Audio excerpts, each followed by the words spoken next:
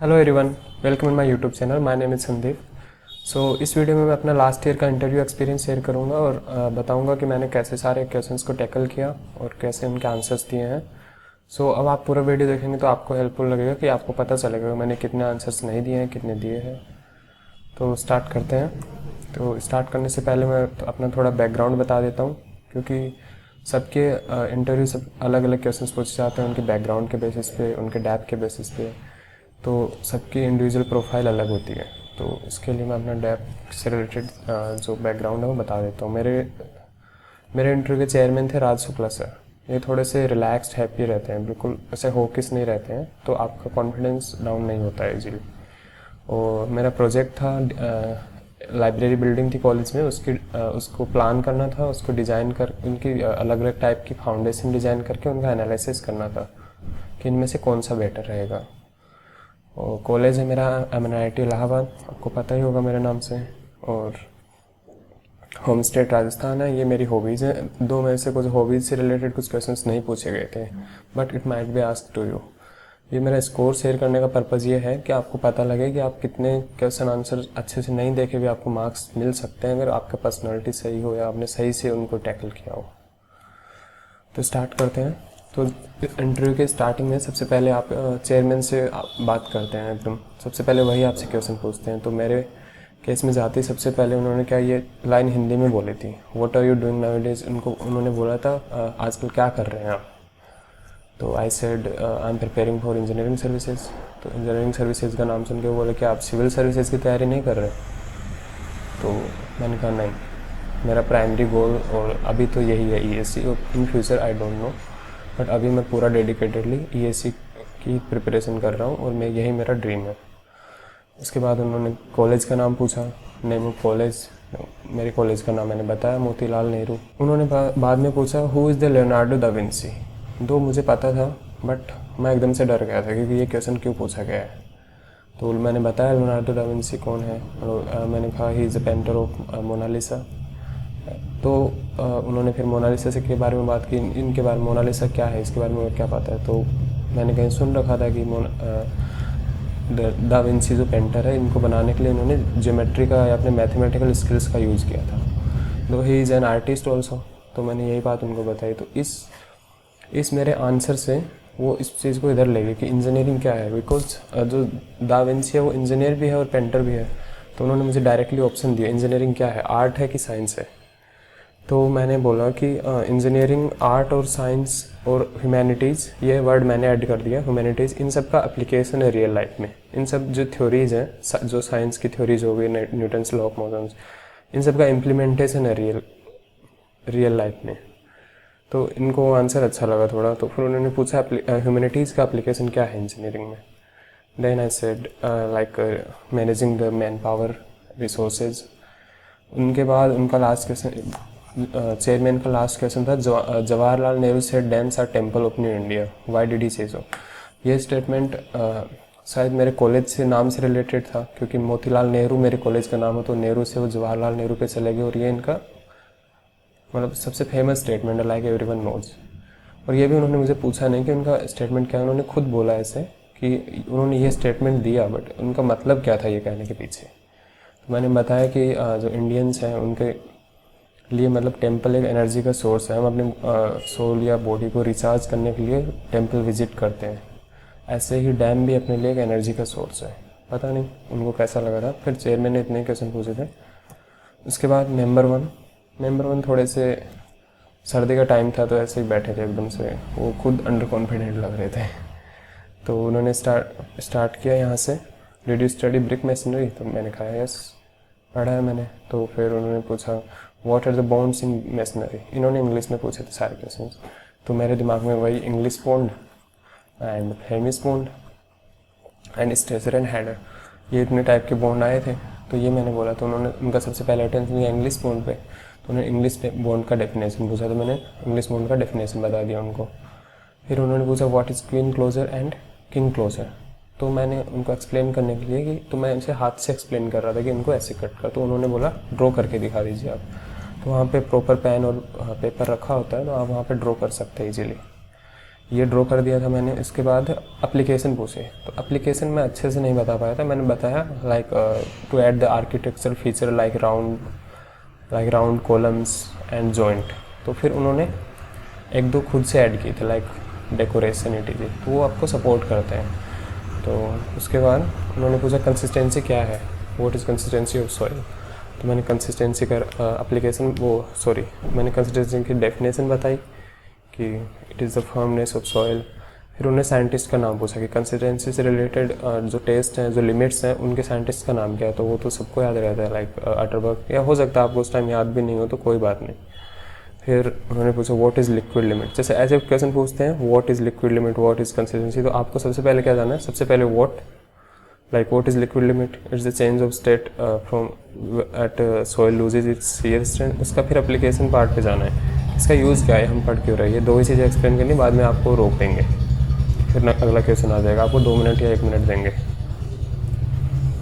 फिर मेंबर 2, तो उन्होंने सबसे पहले स्टार्ट किया व्हाट इज़ मतलब अपने बीटेक प्रोजेक्ट के बारे में पूछा कि आपका मतलब डेफ में मेंशन नहीं होता है बीटेक प्रोजेक्ट, तो आपको खुद से बताना होता है। तो मैंने बताया कि मेरा बीटेक प्रोजेक्ट वो था analysis and design of foundation of library building at campus. तो उनका अगला क्वेश्चन था कि स्टैक रूम की लोकेशन कहाँ थी आपकी लाइब्रेरी में। तो जो मेरे से बीटेक से जो प्रोजेक्ट से क्वेश्चंस पूछ रहे थे, उस टाइम चेयरमैन भी ध्यान से सुन रहे थे और वो भी इन्वॉल्व थे पूरा। तो मैंने बताया कि सेंटर मतलब रीडिंग रूम के सेंटर में था स्टैक रूम, थी वहाँ से सारे रीडिंग रूम एक्सेसिबल हो। और उसके बाद उन्होंने लोड पूछे, मतलब उन्होंने ये मतलब बीटेक प्रोजेक्ट से रिलेटेड कोई इन्फॉर्मेशन नहीं बची होगी जो उन्होंने नहीं पूछी हो।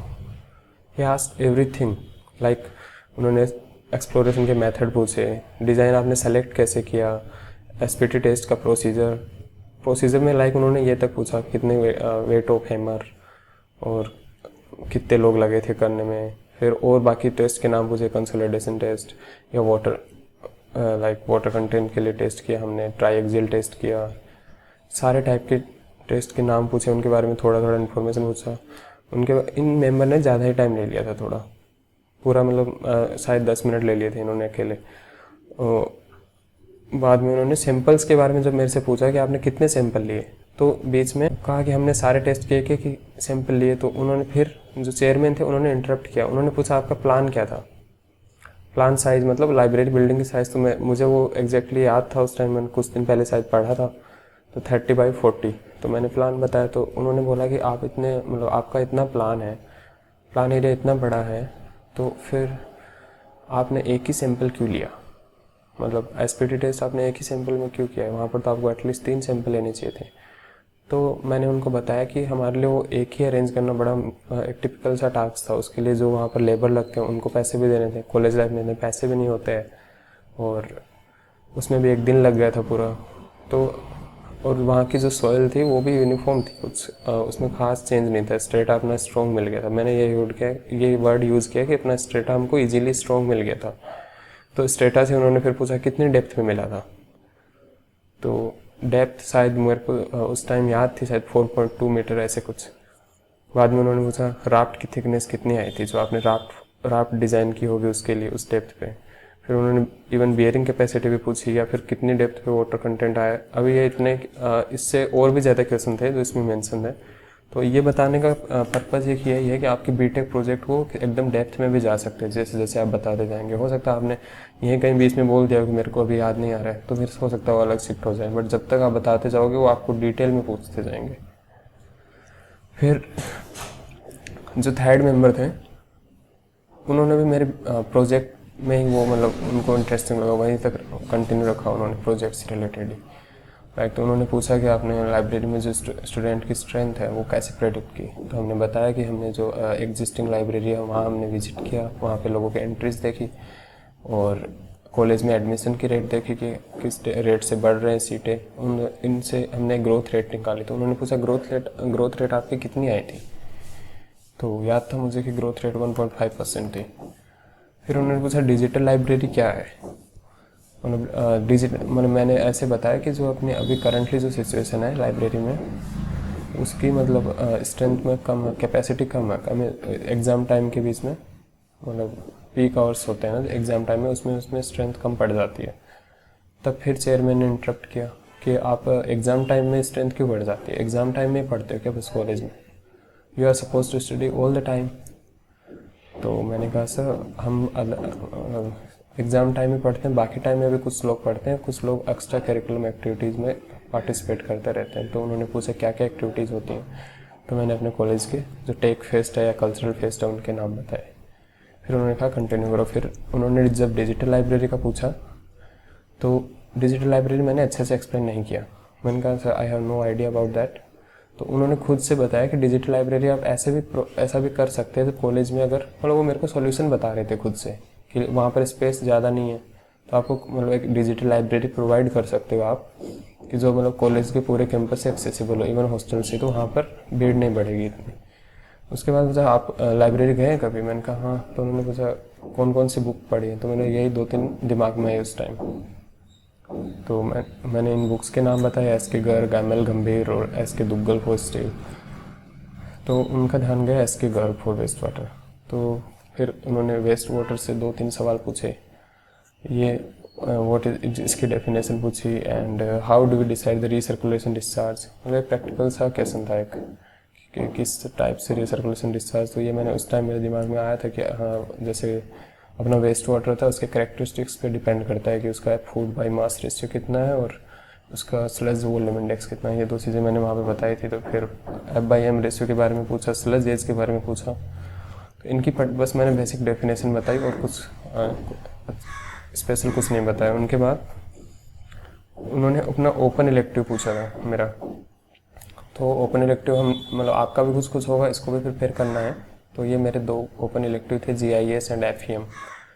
फिर GIS का एप्लीकेशन पूछा, तो एप्लीकेशन में मैंने कुछ बताया, बहुत ज़्यादा डिटेल में नहीं, बट कि GIS का यूज़ करके हमको बिना साइट विजिट के हम उसको मॉनिटर कर सकते हैं, ये मैंने कहा। तो उन्होंने बोला कि एक डैम प्रोजेक्ट है और आप यहाँ पर बैठे बैठे उसको कैसे मॉनिटर करेंगे बाय यूजिंग द GIS। तो ये मेरे को नहीं आ रहा था, इसमें मैंने कुछ ब्लंडर सा कर दिया था शायद। मैं भूल गया था कि उन्होंने क्वेश्चन में डैम प्रोजेक्ट बोला है। मैं एक पर्टिकुलर एक ऐसे एग्जांपल ले लिया, मैंने कहा like assume the canal is there and वहाँ पर हम वाटर लेवल वो प्रेडिक्ट कर सकते हैं GIS का यूज़ करके, या उसको लेआउट में GIS का यूज़ कर सकते हैं। उन्होंने बोला मैंने मेंशन किया ऑलरेडी, इस क्वेश्चन में मैंने ब्लंडर कर दिया एकदम से।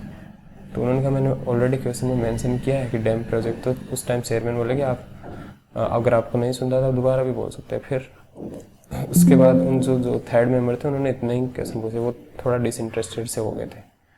फिर उसके बाद जबकि चेयरमैन पे थोड़ा अच्छा इंप्रेशन था और बाकी 2 मेंबर पे अच्छा इंप्रेशन था, तो वो सब खुश थे। तो इन पे अच्छा इंप्रेशन था, बस इतना ही मेरा इंटरव्यू था।